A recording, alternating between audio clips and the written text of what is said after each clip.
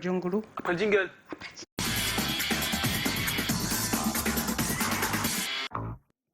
Hey Joe. Oui, on va recevoir notre invité avec le concours des auteurs, Miller, Donald et Collins, qui écrit pour Eric Fotso, Joseph Fotso, son nom de producteur, qui a son tour un producteur qui s'appelle Emmanuel Chachek, également produit parce qu'on appelle nommément. Le producteur du producteur du producteur, c'est la hiérarchie suprême. Elle est présidente des Canals d'Or. C'est très bientôt. Ah ouais, Elle s'appelle Madame Colette Tchatché. Et on lui dit bon jeudi. Bon jeudi. Finalement, on est jeudi, non? Finalement. Ah, finalement. Ouais, jeudi. Ah. On reçoit Kossi. Ah là là, mais c'est vrai que c'est super s'il venait un vendredi, non? Oui, bon, vendredi dernier. Bon, si on a... Alors, qu'est-ce qu'on peut dire de Kossi? Alors, je commencerai en disant les choses vraiment de façon banale et basique. Kossi, tu es sincèrement la preuve qu'au Cameroun, dans les milieux des arts et de la musique en particulier, on peut réussir. On peut être au top.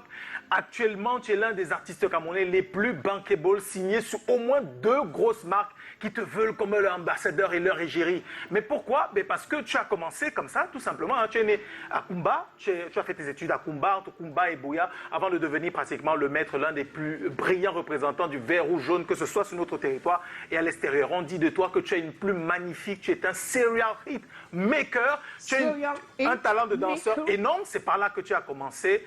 Et oui, et tu brilles, parce que pour être la star, tu sais quand même être la star, non? Qui change de look tous les 6 mois et qui est toujours sur Internet à donner des petits coups de poing. Oui, parce que, il faut le savoir, certains ont pris cela pour, on va dire, une émission radio, mais j'ai mené ma propre enquête. L'interview avec Steve Foncam, c'était un buzz monté. Oui, effectivement. Oui. Kossi, afin de dire qu'il attaquait les autres rappeurs, parce qu'il abandonne le rap et il n'y a pas de compétition, pour teaser autour de la venue de son album en général, et c'est juste géant. Donc, tu es né à Kumba, tu as fait une partie de tes études là-bas, Kumba, Buea, mais avant que tu ne sois rapidement détecté, l'un de tes premiers sons, Town Player, tu es passé par Precious Movement, à tes débuts, tu as été un excellent danseur, tu es passé par Roget's Music, tu es passé par Big Dream Entertainment, avant, entrepreneur, de monter ton propre label. Alors, s'il faut parler de tes hits, il y en a tellement. Bolo, c'est Bolo, Sango avec Fanico, Caro, Chill, La Galère, Quand j'aurai l'argent, 2 œufs spaghetti, et même tout ton album Genesis qui est sorti, donc il revient à la genèse de ton talent, c'est-à-dire la capacité de pouvoir créer avec absolument tout. Oui, si quelqu'un peut faire un son avec 2 œufs spaghetti, ça veut dire qu'il est capable de faire vraiment, vraiment tout.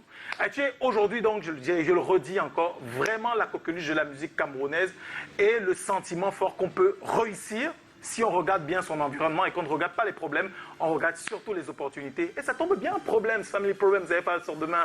Hein? Bienvenue, Kossi. Oui, Kossi est notre invité ce soir. Il nous rejoint sur ce plateau dans un